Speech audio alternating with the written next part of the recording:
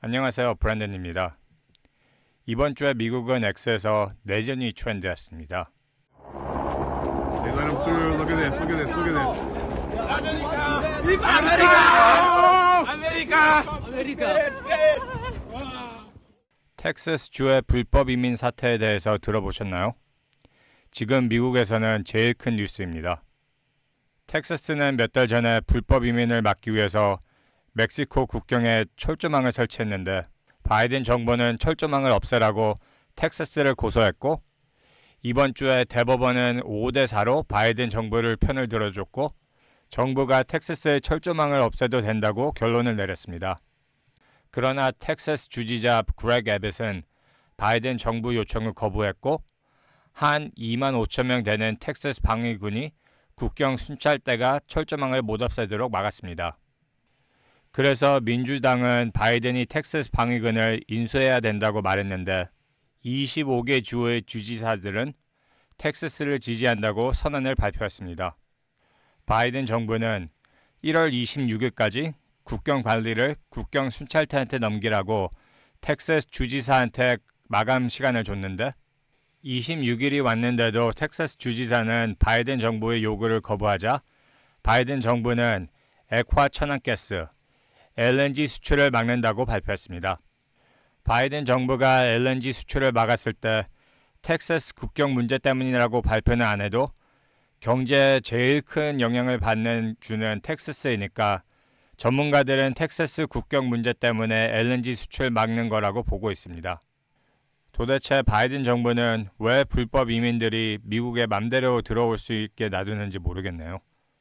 정보 출처에 따라 다르지만 바이든 대통령 재임 기간 동안 600만에서 1000만 명의 불법 이민자가 미국에 입국한 것으로 추산됩니다.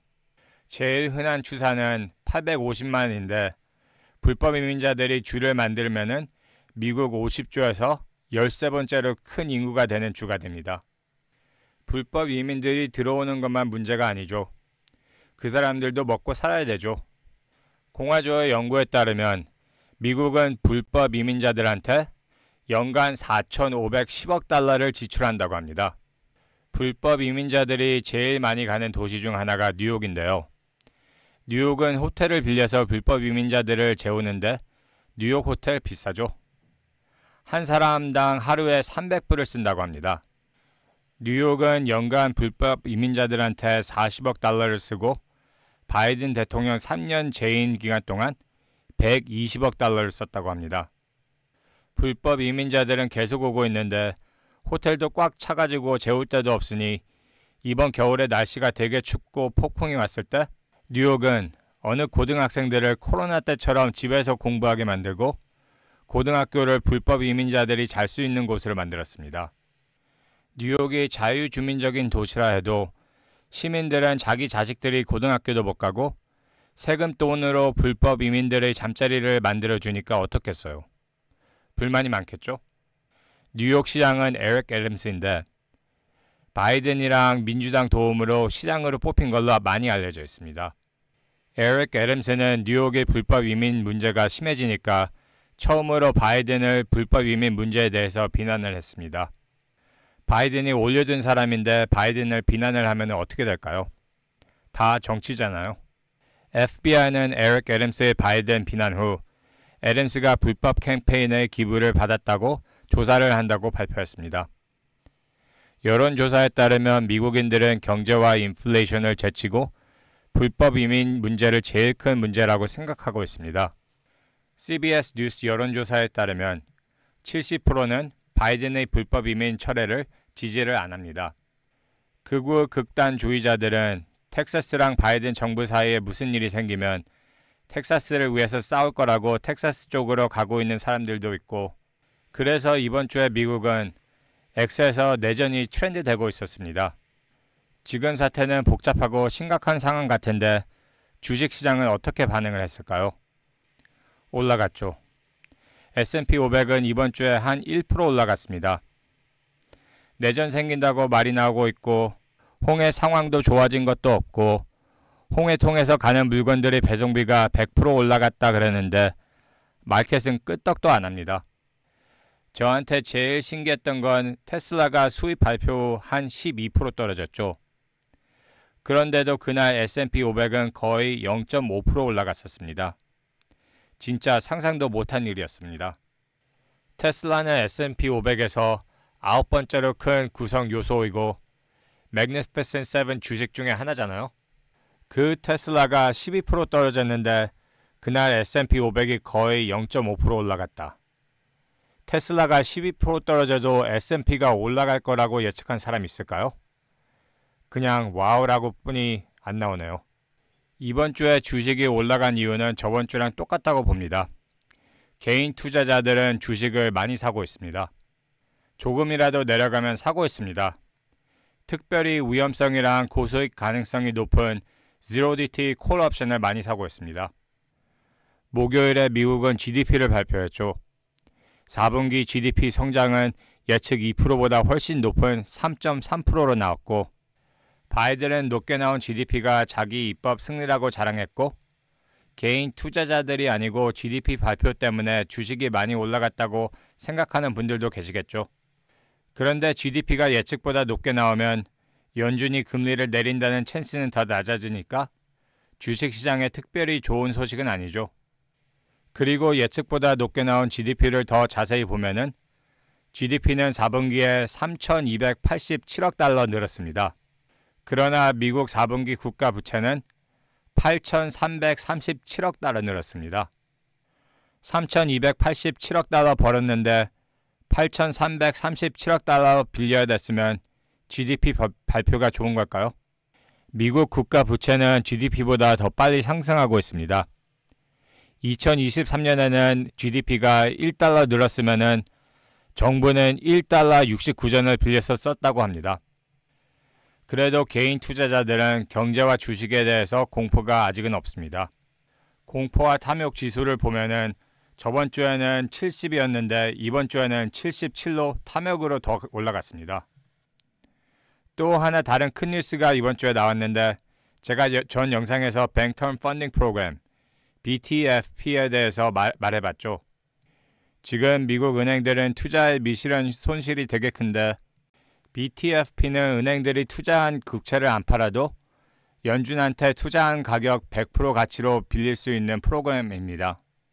많은 사람들이 BTFP가 조그만 은행들을 살리고 있다고 보는데 연준은 BTFP를 3월 11일에 끝날 거라고 발표를 했습니다. BTFP 밸런스가 현재 1,677억 달러가 넘는데 그런데 진짜 연준이 BTFP를 3월 달에 끝낼 수 있을까요? 끝내도 그냥 다른 프로그램 시작하는 게 아닐까요?